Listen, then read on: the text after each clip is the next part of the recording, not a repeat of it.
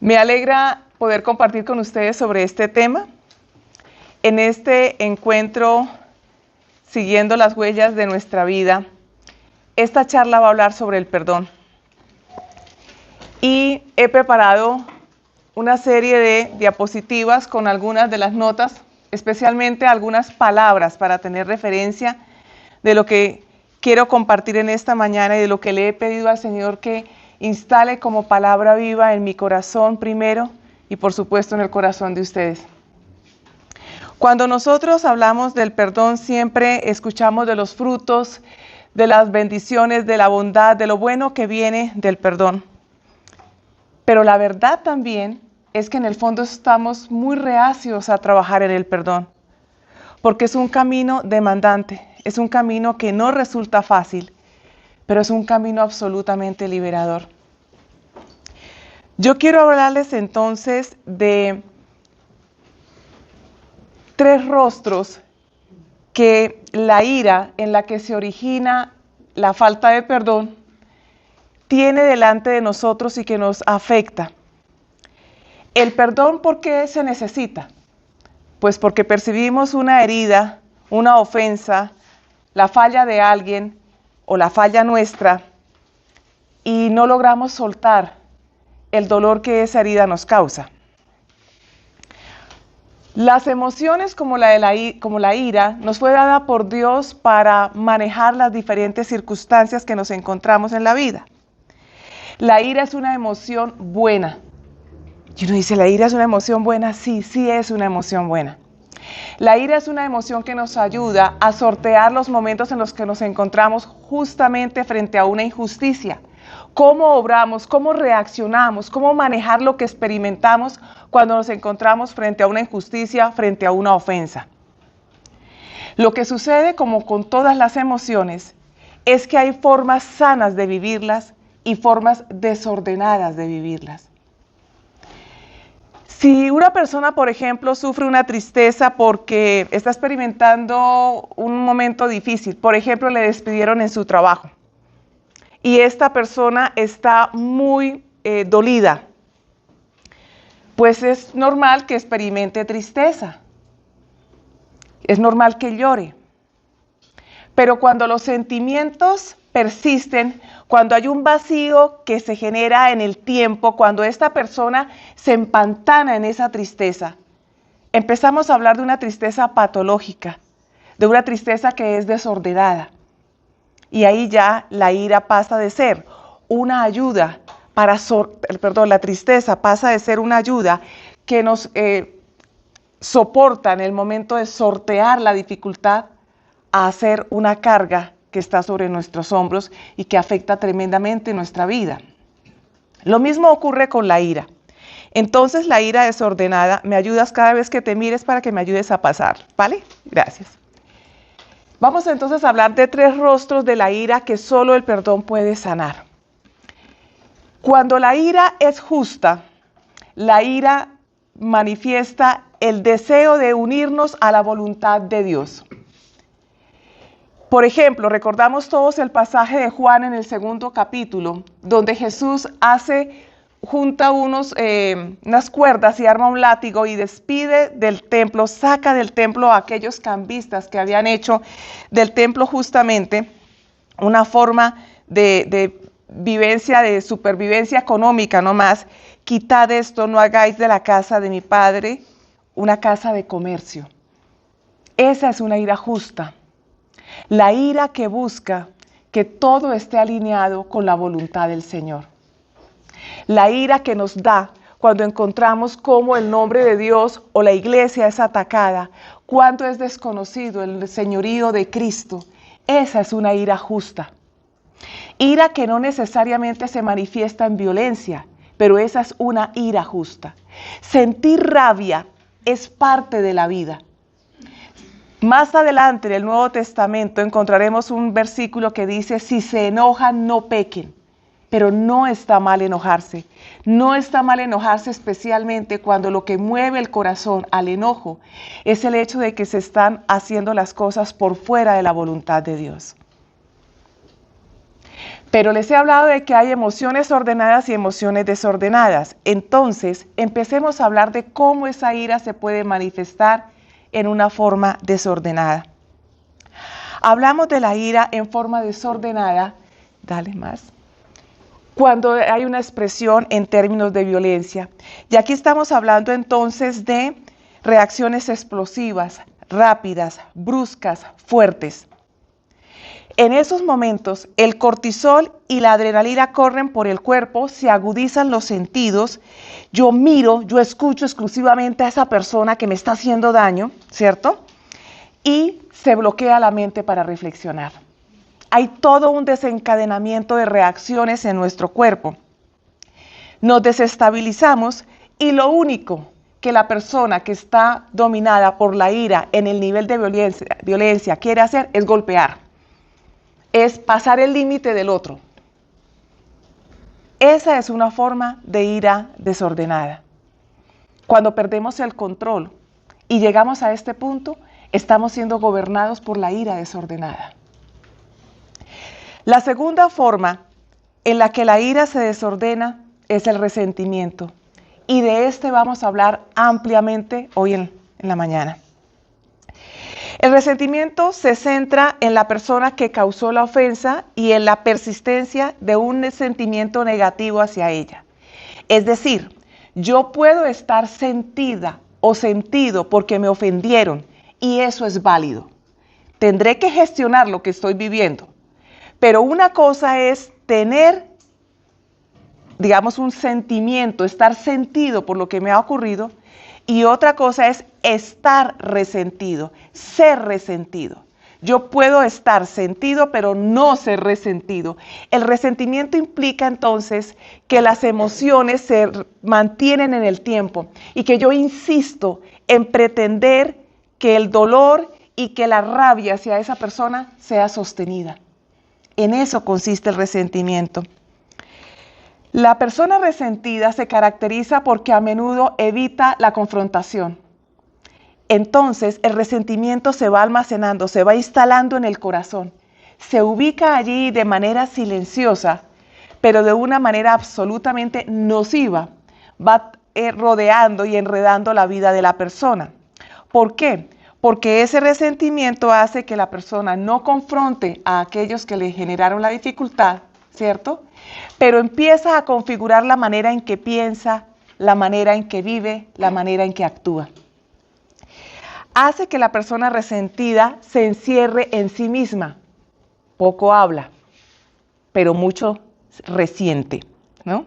No expresa abiertamente lo que piensa, lo que siente, y al mismo tiempo se aferra a las ofensas. Entonces, esto fue lo que me dijeron, esto fue lo que me hicieron, pero es que si usted supiera, pero si es que vieras, pero si es que escucharas cómo me habló, pero es que tuvieras la cara que me hizo, la manera en que movía las manos, es que se me vino encima, es que gritaba, ¿ok? Incluso esto sí ha pasado mucho tiempo. La violencia es explosiva, el resentimiento es silencioso. El resentimiento entonces lo que hace es que nos aferra a esa ofensa en el tiempo. Y dependiendo de otros factores que vamos a ver más adelante, se puede convertir en la siguiente forma de ira desordenada que tiene que ver con la amargura. Esta amargura, como todas las amarguras, es profundamente amarga. Esta amargura lo que hace es que se adhiere, se adentra tanto en el ser humano que ya empieza a transformar la manera en que es. La amargura entonces afecta a la persona de la vida porque bloquea la idea de cómo relacionarse con los otros.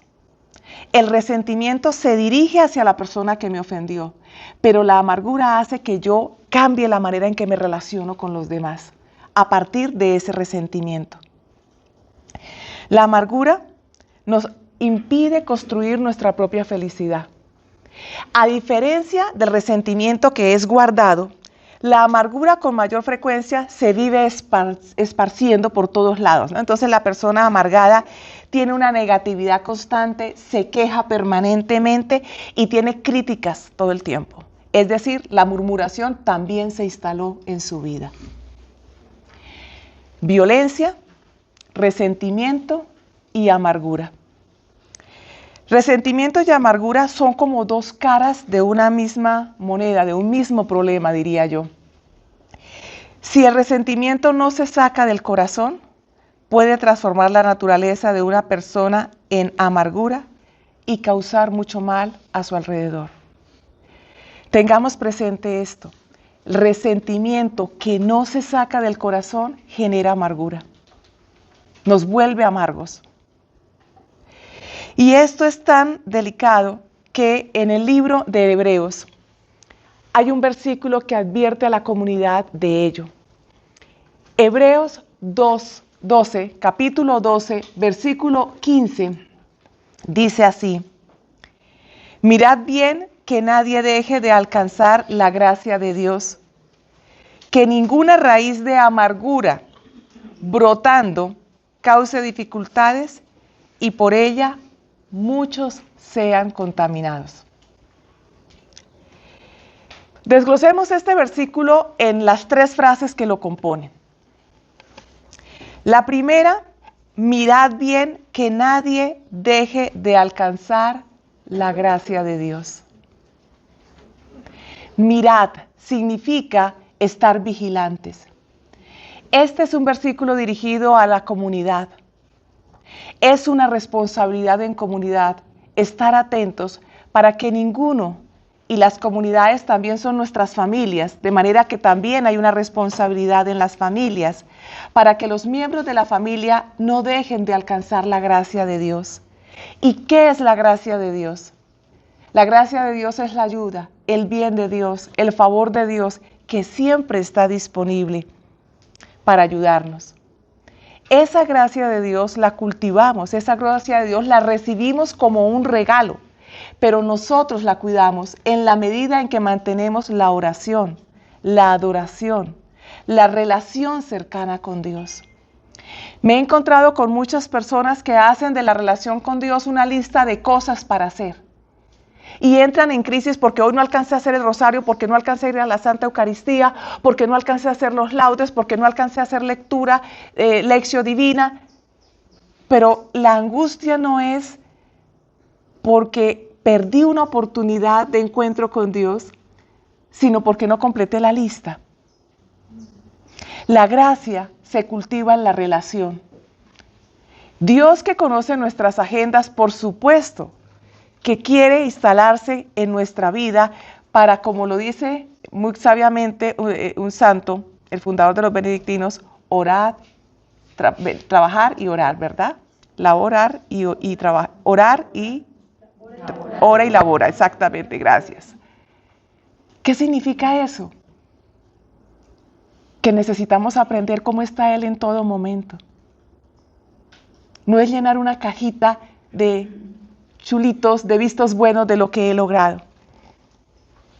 Mirad que nadie deje de alcanzar la gracia de Dios. Y dense cuenta que tiene el verbo alcanzar. Implica un esfuerzo. Alcanzar implica moverme. Alcanzar implica hago algo para llegar a esa gracia, que está ahí. Pero como Dios siempre nos da un espacio para que nosotros también actuemos, Él está ahí, pero necesita que nos dispongamos para la oración. Él está ahí, pero necesita que nos dispongamos para la Sagrada Escritura. Él está ahí, pero necesita que vayamos a la Santa Eucaristía. Mirad que nadie deje de alcanzar la gracia de Dios es un llamado a estar vigilantes y al cuidado mutuo entre nosotros. La segunda frase de la que nos habla este versículo dice que ninguna raíz de amargura brotando cause dificultades. La raíz de amargura, mis hermanos, son los resentimientos que no hemos procesado. La raíz de amargura son los resentimientos. El fruto que se va a dar allí es la amargura. Pero la raíz de este árbol de amargura son los resentimientos. La falta de perdón, que crece y se extiende por debajo, aparentemente invisible, como una enfermedad silenciosa en forma de descontento, murmuración y comportamientos indecentes y deshonestos. ¿Por qué hablo de comportamientos indecentes? Porque los resentimientos sí se manifiestan de esa manera. Y se camuflan además, se camuflan. Porque en la medida en que saquemos la raíz, la planta de amargura muere. Entonces el resentimiento sabe camuflarse, por eso es subterráneo. Y por eso Hebreos lo compara con una raíz. Hay resentimientos, es decir, raíces de amargura, que se camuflan en formas de desórdenes en la vida. Pueden ser adicciones, sentimientos descontrolados, una tristeza que no termina de irse, una rebeldía que no logro sanar, un descontento y una batalla contra todo lo que sea autoridad. En fin, hay muchas formas en las que ese resentimiento se manifiesta y vamos a verlo más adelante, ¿ok? Hagamos un poco ahora en la última parte de este versículo. Y por ella muchos sean contaminados. ¿De cuál ella está hablando allí? De la amargura, exactamente. El peligro de esa raíz de amargura, que ya sabemos que son los resentimientos, es la capacidad de contaminar a otros. Un corazón amargado puede transmitir su negatividad y llevar a otros a desarrollar actitudes similares, de manera que el pecado se extiende, se contagia, haciendo que las personas se aparten de la fe y que caigan en pecado, afectando a muchos otros, de manera que lo que creamos realmente es una ola que se expande. Nosotros creemos que porque nos quedamos callados frente al resentimiento y como decimos, me lo como todo, me guardo eso, y de mi boca no saldrá una palabra, olvídense, el daño está causado. Y el daño sigue como una ola, particularmente cerca de las personas que están más cercanos a nosotros. Las personas en la oficina, pero por supuesto las personas en comunidad, y qué decir de los hijos, de los nietos, del esposo, de los hermanos. Si bien este versículo de Hebreos 12:15 contiene esta advertencia tan fuerte, yo creo que también trae palabras de esperanza. Porque nos está mostrando cómo buscar, alcanzar la gracia de Dios, nos auxilia para romper la raíz de la amargura. Cada una de las reflexiones que vamos a ir haciendo en esta charla nos va a ayudar entonces a ir tomando nota de aquellos elementos, de aquellas situaciones de vida que yo necesito cambiar. Aquellas que el Señor me está hablando. Esa palabra que te llega de manera especial, yo te pido que la anotes.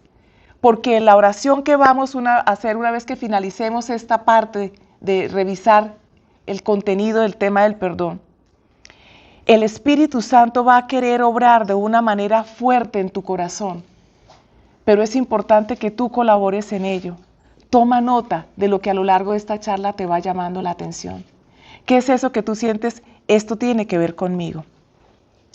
Y dispongámonos para la gracia de Dios.